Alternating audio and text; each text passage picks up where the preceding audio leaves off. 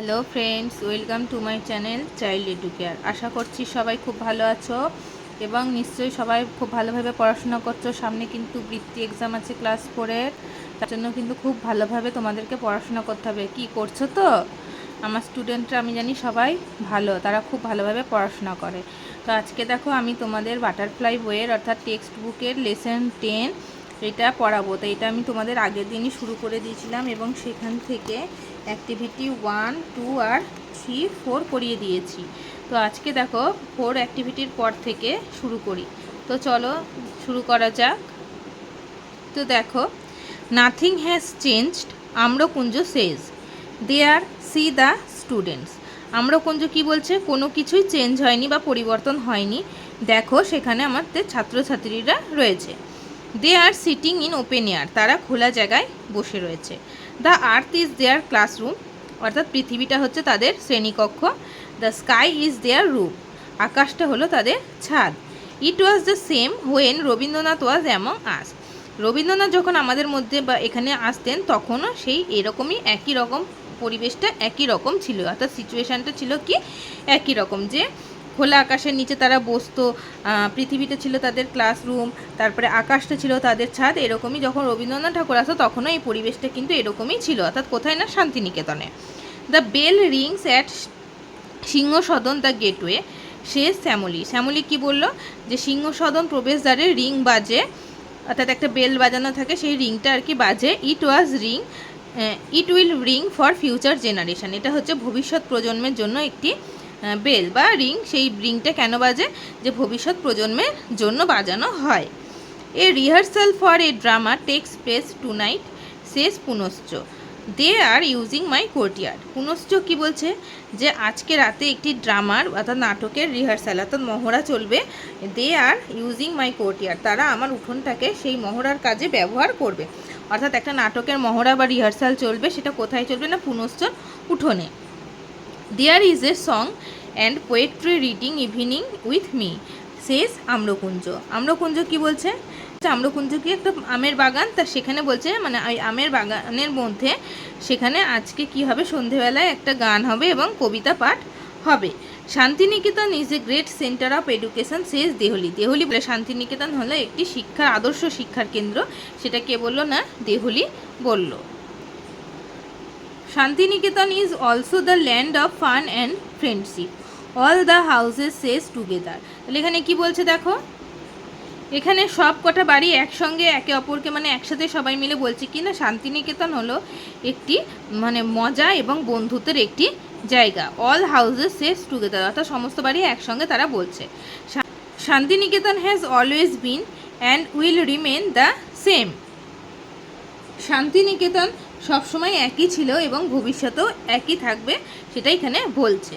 তখন বলছে লেট সিং, অর্থাৎ চলো গান গাই। Red roads that run from the villages lead my mind astray, এটা একটা গানের লাইন দিয়ে বলছে চলো আমরা গানটা করি বলে এই গানের লাইনটা দিয়েছে। এবার দেখো, তো দেখো let sing red roads that run from the villages lead my mind astray, তার এখানে একটা বলছে চলো গান গায়। এই গানের লাইনটার মানে হচ্ছে সেই গ্রাম ছাড়া ওই রাঙামাটির পথ, এই গানটা আছে, সেই গানের লাইনটা এখানে দিয়ে দিয়েছে, আমার মন ভোলাই রে। এ দেখো এখানে তাহলে স্টোরিটা শেষ হলো, অর্থাৎ শান্তিনিকেতন সম্পর্কে আমরা জানলাম। এবার এখানে কিছু ওয়ার্ডট্রাপ দিয়েছে, দেখো গেটওয়ে মানে হচ্ছে entrance, rehearsal practice before the final performance, আমরা জানি যে একটা ফাইনাল পারফর্ম করার আগে যে প্র্যাকটিসটা হয় সেটাকে বলছে কি রিহার্সাল। আর গেটওয়ে বা এনে এন্ট্রান্স প্রবেশপথ। কোর্টিয়ার্ড উঠোন। Open space in front of the house মানে বাড়ির সামনের খোলা জায়গা। ফ্রেন্ডশিপ বন্ধুত্ব অর্থাৎ কম্প্যানিয়নশিপ। অ্যাস্ট্রে মানে হচ্ছে ভোলানো, টু বি লেড অ্যাওয়ে। এই গেল ওয়ার্ডট্রাপ, এগুলো তোমরা মুখস্থ করে নেবে। এখান থেকে আমি কিছু বাংলা মিনিং খাতায় লিখে দিয়েছি, তোমরা দেখে নাও। দেখো গেটওয়ে মানে হচ্ছে প্রবেশদ্বার, রিহার্সাল মহড়া, কোর্টিয়ার্ড উঠোন, ফ্রেন্ডশিপ বন্ধুত্ব, অ্যাস্ট্রে বিপথে চালিত হওয়া বা ভোলানো, ফিউচার জেনারেশন হচ্ছে ভবিষ্যৎ প্রজন্ম, টেক্স প্লেস অনুষ্ঠিত হয়, আর রিমেন মানে হচ্ছে থাকা। তাহলে এই গেল আমাদের কিছু ওয়ার্ড মিনিং। অ্যাক্টিভিটি 5 কি বলছে? Arrange the following sentences in their proper order, এই সেন্টেন্সগুলোকে প্রপার তাদের আদেশ বা অর্ডার অনুযায়ী তোমাকে সাজাতে বলছে, অ্যারেঞ্জ করতে বলছে। Put the number in the boxes given, এই বক্সগুলো দেওয়া আছে সেখানে নাম্বার বসাতে বলছে। তো দেখো, there is a song and poetry reading evening at Amrakunja. সেখানে আম্রকুঞ্জতে কী হয়েছিল, সন্ধেবেলায় একটা গান এবং কবিতা পাঠ হয়েছিল। Santiniketan will remain the same. Santiniketan এখনও একই রয়েছে। Santiniketan is a great centre of education. Santiniketan হলো একটি মহান শিক্ষার কেন্দ্র। A rehearsal for drama takes place at night. আজকে রাতে কী হবে, একটা ড্রামা অর্থাৎ নাটকের মহড়া হবে। The bell rings at Singhasadan. সিংহসদনের বেল বাজে। তাহলে এই ঘটনাগুলোর মধ্যে কোনটা আগে হয়েছিল? এর মধ্যে আমরা যে গল্পটা পড়লাম সেখান থেকে আমরা পেলাম কি, দ্য বেল রিংস অ্যাট সিংহসদনে। সিংহসদনের প্রবেশদ্বারে বেল বাজে, এটা হচ্ছে আমরা পেয়েছি কিন্তু 1 নাম্বার। নাম্বার 2 কোনটা হবে দেখো, এর rehearsal for drama takes place at night. আজকে রাতে একটা ড্রামার অর্থাৎ নাটকের মহড়া চলবে, এটা হবে দেখো 2 নম্বর। এখানে রয়েছে দেখো এখানে রয়েছে দেখো the bell rings at Singhasadan the gateway. এটা ঘটনাটা আমার প্রথমে হচ্ছে 1 নম্বর। তারপরে নেক্সট 2 নম্বর হচ্ছে the rehearsal for drama takes place two night, এটা হচ্ছে আমাদের যাবে 2 নম্বরে। তাহলে এখানে আমরা 2 নম্বর লিখে দিলাম। নাম্বার 3 কী হবে, নাম্বার 3 হবে দেখো number 3, there is a song and poetry reading evening at Amrakunja. সেই আম্রকুঞ্জের মধ্যে একটি গান এবং কবিতা পাঠ হয়েছিল, এটা হচ্ছে নাম্বার 3। এবার হচ্ছে নাম্বার 4 হবে দেখো কোনটা। নাম্বার 4 হচ্ছে দেখে নি যে Santiniketan is a great centre of education, এটা হচ্ছে নাম্বার 4। অ্যান্ড নাম্বার 5 হচ্ছে Santiniketan will remain the same, এই হচ্ছে 5। তাহলে এগুলো হচ্ছে ঘটনাক্রম অনুসারে সাজানো হলো। এবার দেখো অ্যাক্টিভিটি 6-এ কিছু প্রশ্ন দিয়েছে দেখো। Answer the following questions. Why are the student sitting in the open air. কেন স্টুডেন্টরা খোলা আকাশের জায়গায় বা খোলা জায়গায় বসেছিল। What will ring for the future generation. Future জেনারেশনের কী বেজেছিল, জন্য কী বেজেছিল। How is the courtyard of Punascha use.